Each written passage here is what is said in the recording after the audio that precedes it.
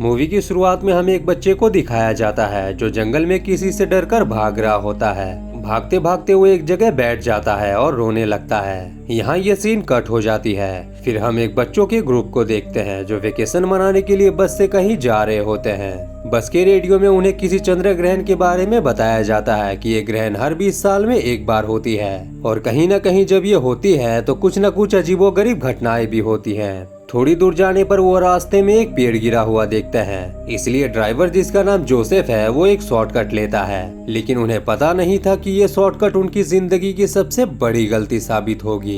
वहीं पर हम एक आदमी की बॉडी देखते हैं, मतलब इस जंगल में कुछ न कुछ गड़बड़ है। शॉर्टकट रास्ते में वो बहुत ज्यादा कोहरा देखते हैं जिससे उनकी बस ढक जाती है, उन्हें ठीक से कुछ दिखाई नहीं देता। आगे जाने पर वो रास्ते में एक मरा हुआ हिरन देखते हैं, इसलिए जोसेफ उसे रास्ते से हटाकर जंगल में ले जाता है। इधर बस में बच्चों को कुछ अजीब लगता है क्योंकि ये मौसम कोहरे का नहीं था। जंगल में जोसेफ पर कोई हमला करता है। जोसेफ के न आने पर बच्चे थोड़े परेशान हो जाते हैं क्योंकि उसको गए काफी देर हो चुकी थी।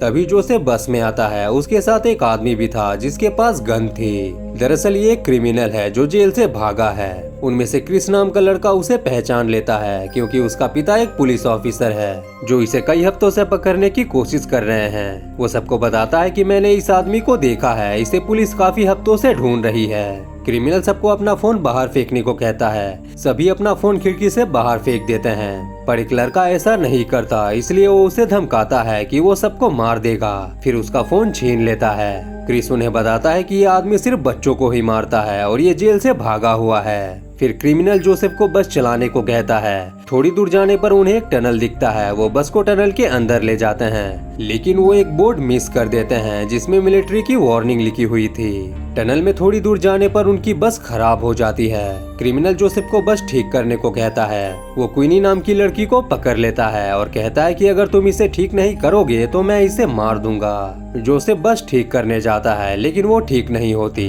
वो बताता है कि बस खराब हो चुकी है, हमें किसी की मदद चाहिए। तभी अचानक टनल की लाइट चली जाती है और वो सामने कुछ हलचल देखते हैं। बस में लड़के प्लान बनाते हैं कि क्रिमिनल से उसकी गन कैसे छीनी जाए। नोलन कहता है कि अभी नहीं, हमें सही वक्त का इंतजार करना होगा। बाहर क्रिमिनल जोसेफ को देखने को कहता है कि आगे क्या चीज है। जोसेफ चेक करने जाता है, तभी एक बड़ा सा क्रीचर उसे मार देता है। क्रिमिनल देखता है कि बस की चाबी नहीं है। वो उनमें से किसी को जोसेफ के पास जाने को कहता है ताकि वो चाबी वापस ला सके। बेस नाम की एक लड़की चाबी लेने जाती है, तभी वो वही क्रीचर को देखती है और भागकर बस में आ जाती है। नोलन उसे जोसेफ के बारे में पूछता है। बेस बताती है कि जोसेफ मर चुका है, किसी ने उसे बेरहमी से मार दिया है। रिगल नाम का लड़का बस स्टार्ट करने की कोशिश करता है। क्रिमिनल कहता है कि जल्दी कर वरना मैं तेरे दोस्तों को मार दूंगा। ये सुनकर रिगल चिढ़ जाता है। वो कहता है कि हमें मारकर तुम भी जिंदा नहीं बचोगे, वो तुम्हें भी मार देगा। अचानक बस के छत से किसी के चलने की आवाज आती है। क्रिमिनल बाहर जाता है और कहता है कि तुम जो भी हो मेरे सामने आओ और मेरा मुकाबला करो। तभी क्रीचर उस पर हमला करता है और उसको बस की खिड़की में लगा देता है। सभी क्रीचर को देखकर बुरी तरह डर जाते हैं। क्रीचर उन्हें ध्यान से देखता है जैसे वो चुन रहा हो कि उसे अगला शिकार किसका करना है। बच्चे उसे देखकर घबरा जाते हैं और बस के अगले डोर की तरफ चले जाते हैं और सोचते हैं कि उन्हें आगे क्या करना है, क्योंकि क्रीचर को देखकर उन्हें कुछ समझ नहीं आ रहा था। वो सब पैनिक करने लगते हैं। इसी बीच रेजी को पैनिक अटैक आता है और उससे कुछ अजीबोगरीब विजन आते हैं कि उसके सभी दोस्त मर चुके हैं और वही बस इस जंगल में जिंदा बचा है। तभी क्रीचर दरवाजा खोलकर अंदर आ जाता है। उसके हाथ किसी वेयरवुल्फ जैसे थे। उसे देखकर रेजी बस का डोर खोलने की कोशिश करता है। क्रीचर उनकी तरफ बढ़ता है। तभी बेस के हाथ के टॉर्च की रोशनी से क्रीचर पीछे हटने लगता है। नोलन समझ जाता है कि क्रीचर रोशनी से डरता है, इसलिए वो टॉर्च की रोशनी से उसे रोकता है और सब बस से बाहर निकलते हैं और भागकर टनल के बंकर में चले जाते हैं, जहां वो काफी देर तक इधर उधर भटकते हैं। थोड़ी देर बाद वो एक कैबिन में पहुंचते हैं। थकावट की वजह से वो सब वहीं रुक जाते हैं। दीवार पर नोलन को एक नक्शा मिलता है जिससे वो समझ जाता है कि यहाँ कभी मिलिट्री का रिसर्च चल रहा था। वो सबको कहता है कि मुझे लगता है कि यहाँ मिलिट्री भी उस क्रीचर को मारने की कोशिश कर रहे थे। वो बताता है कि इस मैप के मुताबिक इस टनल में एक मेन ऑफिस है। अगर हम वहाँ पहुँच जाएं तो हमें कुछ न कुछ मदद का सामान जरूर मिलेगा। शायद हमें वहाँ रेडियो मिल जाए। फिर बेस और वो मैप को फॉलो करते हुए टनल के ऑफिस की तरफ जाने लगते हैं और बाकी सब वहीं वेट करते हैं। क्वीनी बाथरूम के लिए बाहर जाती है, रेजी भी उसके साथ जाता है, लेकिन क्वीनी के कुछ ना बोलने पर जब वो देखता है तो वो वहाँ नहीं होती।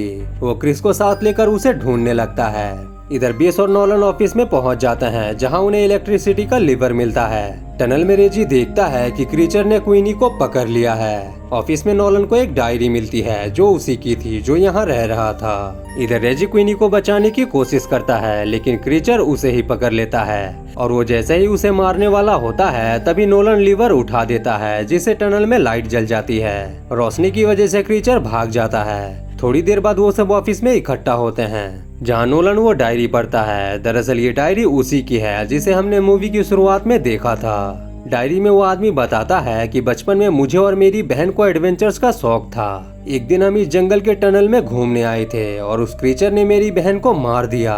तब से मैं यही सोचने लगा कि मुझे मेरी बहन का बदला लेना है, इसलिए मैं सारा सामान लेकर टनल में आ गया और क्रीचर पर रिसर्च करने लगा ताकि मैं उसे मार सकूं। पर एक दिन क्रीचर ने मुझ पर हमला किया और मुझे मार डाला। नोलन, रेजी और बाकी सब ये फैसला करते हैं कि अगर हमें यहाँ से बचकर निकलना है तो हमें उस क्रीचर को मारना होगा। वहाँ एक बड़ा सा लाइट भी था, वो सब उसे ठीक करते हैं और क्रीचर के लिए एक ट्रैप बनाते हैं। थोड़ी देर बाद वहाँ क्रीचर आता है और क्वीनी के खून लगे कपड़े देखता है। वहाँ बेस और क्वीनी भी छिपी होती हैं। तभी नोलन लाइट ऑन कर देता है और क्रिस उस पर हमला करता है। नोलन दोनों को वहाँ से भागने को कहता है। बेस और क्वीनी भागकर टनल से बाहर आ जाती हैं, लेकिन क्रीचर भी उनका पीछा करते हुए वहाँ आ जाता है। तभी तीनों लड़के हाथों में मसाल लिए भागते हुए आते हैं और क्रीचर को आग लगा देते हैं। क्रीचर जलकर मर जाता है। फिर वो अपने घर जाते हैं और सबको टनल और क्रीचर के बारे में बताते हैं, पर कोई उन पर यकीन नहीं करता। पर उन्हें पता था कि उन्होंने जंगल के उस टनल में क्या देखा था। कुछ दिनों बाद क्रिस का पिता उसी क्रिमिनल को ढूंढते हुए उसी टनल के पास आता है और अगले ही पल क्रीचर उस पर हमला कर देता है।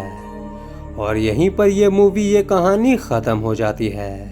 मतलब वो क्रिएचर नहीं मरा था, या फिर हो सकता है कि टनल में और भी क्रिएचर्स हैं। तो ये थी शॉर्टकट मूवी की पूरी कहानी। उम्मीद है आपको ये स्टोरी अच्छी लगी होगी। अगर वीडियो पसंद आई है तो वीडियो को लाइक कर दें और ऐसे ही वीडियोस देखने के लिए चैनल को सब्सक्राइब करके बेल नोटिफिकेशन जरूर से ऑन कर लें। धन्यवाद।